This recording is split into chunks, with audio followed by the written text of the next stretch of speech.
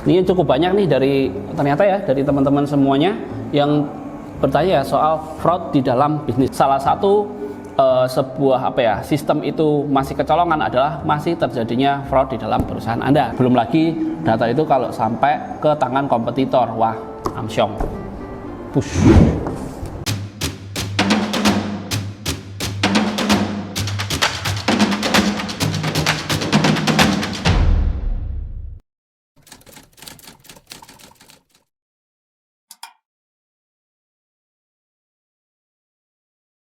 Kemudian selanjutnya yaitu cara mencegah fraud dan pencurian dalam bisnis. Nah, kalau kita ngomong cara pencegahan ya tadi di awal-awal, di sebelum-sebelumnya juga saya singgung-singgung kan, gimana caranya mengatasinya gitu ya.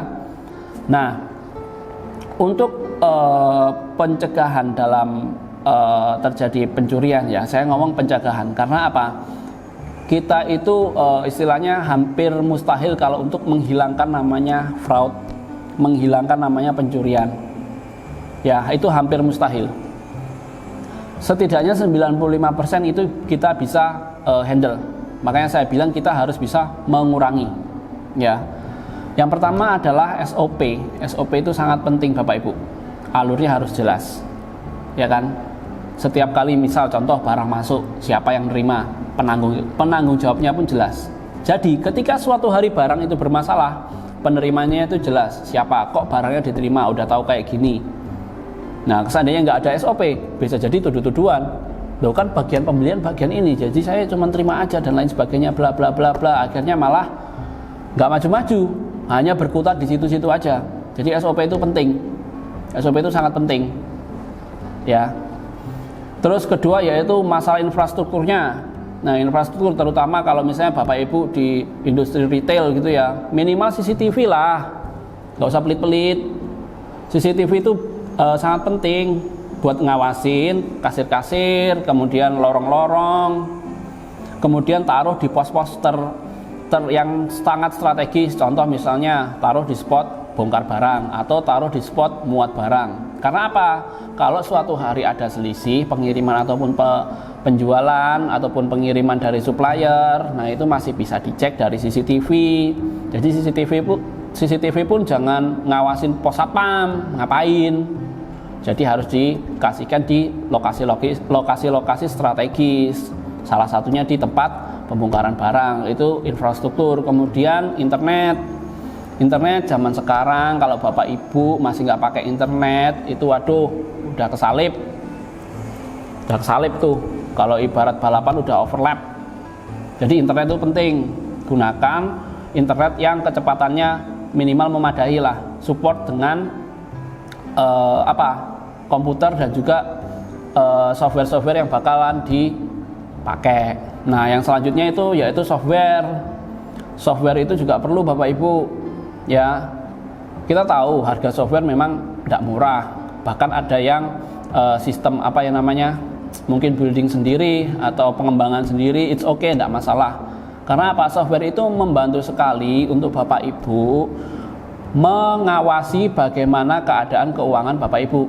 Jadi kalau manual itu sangat rawan sekali, belum lagi dokumen hilang, gitu ya. Nah, kalau untuk masalah data gitu ya, kalau untuk masalah data itu kita bisa menyiapkan satu server khusus. Jadi semua data ditaruh di server itu, dikunci dan kuncinya hanya orang tertentu saja. Jadi apabila ada pencurian data itu sudah tahu penanggung jawabnya siapa.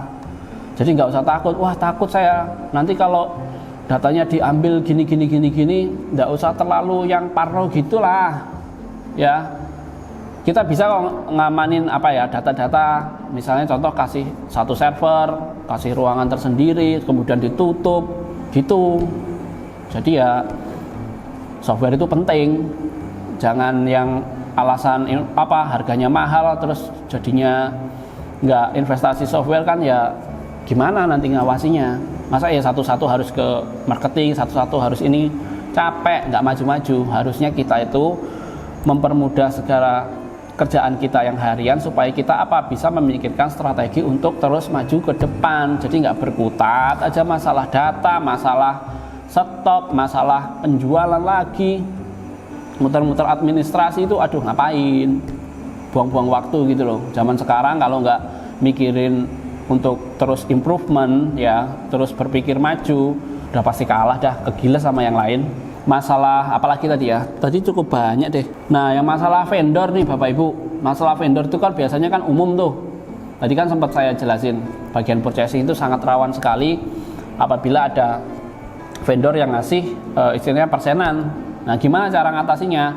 Pertama, SOP-nya itu harus memuat bahwa setiap kali pembelian itu harus ada pengajuan harga, penawaran harga itu selalu ya, minimal rutin lah, nggak mesti setiap pembelian, nggak apa-apa, yang penting ada range beberapa minggu sekali selalu dikirimi penawaran harga terbaru langsung dari supplier, langsung stempelnya supplier, jadi kita tahu harganya berapa, paling tidak dari harga itu sudah oke. Kemudian Bapak Ibu juga harus punya yang namanya minimum stok dan maksimum stok. Jangan ngawur waktu beli ya. Itu salah satu kunci untuk apa? Salah satu kunci untuk memotong antara supplier dan purchasingnya kita bermain ya. Kasih minimum stok dan maksimum stok. Biasanya yang sering itu minimum stok tapi maksimum stoknya nggak pernah dihitung. Hati-hati. Kalau setidaknya kalau ada maksimum stok, jadi pembelian kita masih terkontrol ya. Jadi masih di dalam range-nya kita. Jangan sampai pembelian gitu membludak gara-gara purchasingnya belinya ngawur, apalagi embel-embel dari supplier. Jadi minimum stok ada, maksimum stok juga ada. Kemudian sistem PO itu juga harus jelas. Jadi yang mengajuin PO itu siapa? Jangan hanya dari purchasing langsung beli. Ya harus ada divisi lain. Jadi walaupun pembelian bukan berarti keputusan 100% ada di bagian pembelian. Bisa juga di bagian accounting. Ketika mau beli barang, kita analisa dari accounting, ini barang masih slow moving, stoknya masih banyak, kenapa harus dibeli? Nah itu kan nanti udah indikasi-indikasi seperti itu bakalan muncul lah kalau dari purchasing itu. Terus kemudian penggajian. Nah penggajian yang borongan tadi ya, penggajian borongan tadi itu juga cukup bahaya tuh. Penggajian borongan kan kita kan nggak mungkin ini satu. Nah di situ Bapak Ibu harus invest tools yang tepat.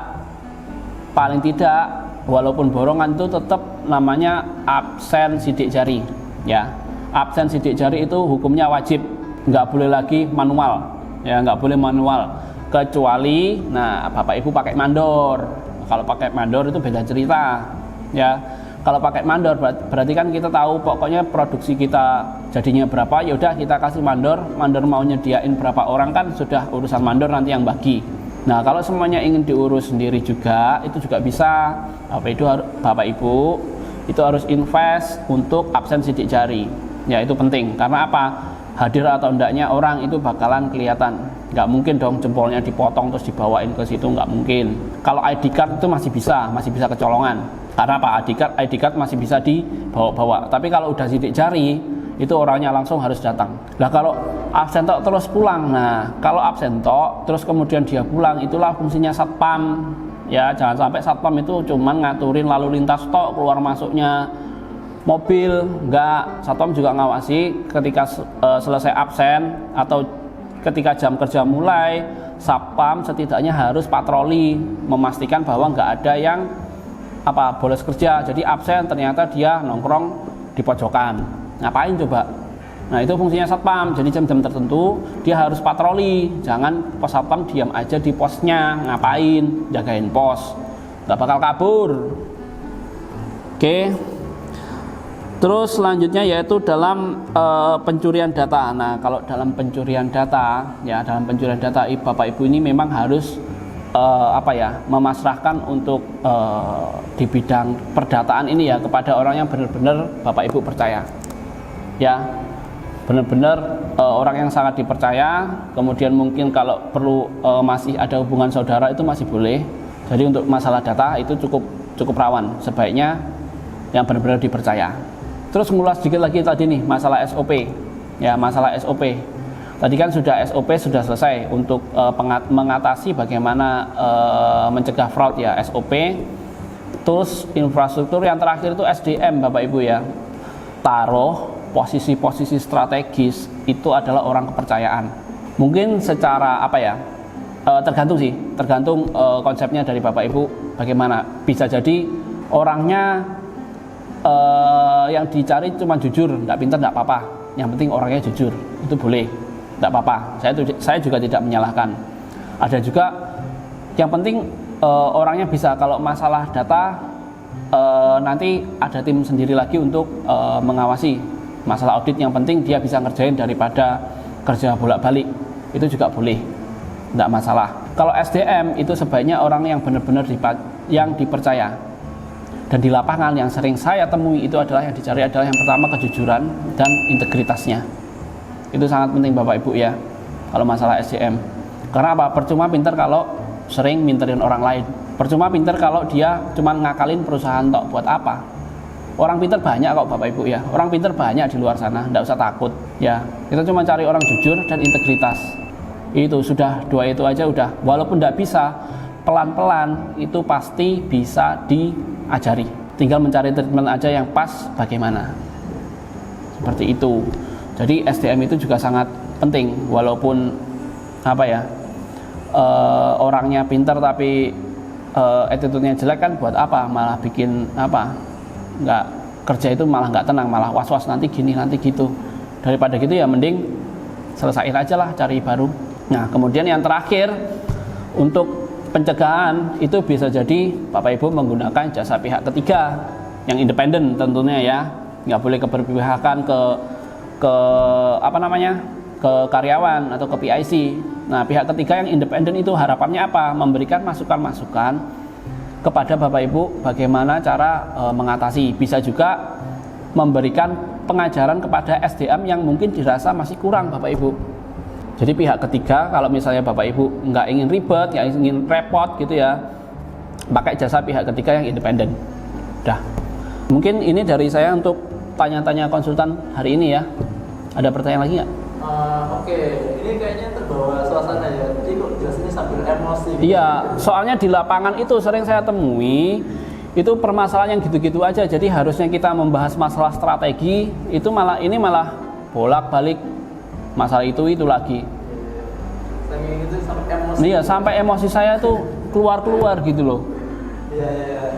Oke, mungkin cukup sampai sini aja soal tanya-tanyanya. Mungkin nanti kapan-kapan kita undang lagi nih. Oke, siap. Oke, sekian untuk tanya konsultan kali ini. Mungkin Bapak Ibu atau teman-teman sekalian yang ingin bertanya, boleh kok tulis di kolom komentar kita.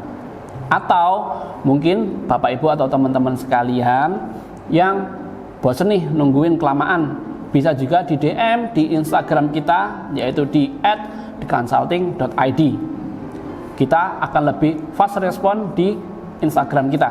Jangan lupa subscribe, like, dan nyalakan tombol lonceng untuk notifikasi agar Bapak Ibu dan teman-teman sekalian mendapatkan informasi yang lebih cepat dan bisa bermanfaat untuk teman-teman yang lain. Oke, saya Rio Kristiantoro. Sampai jumpa.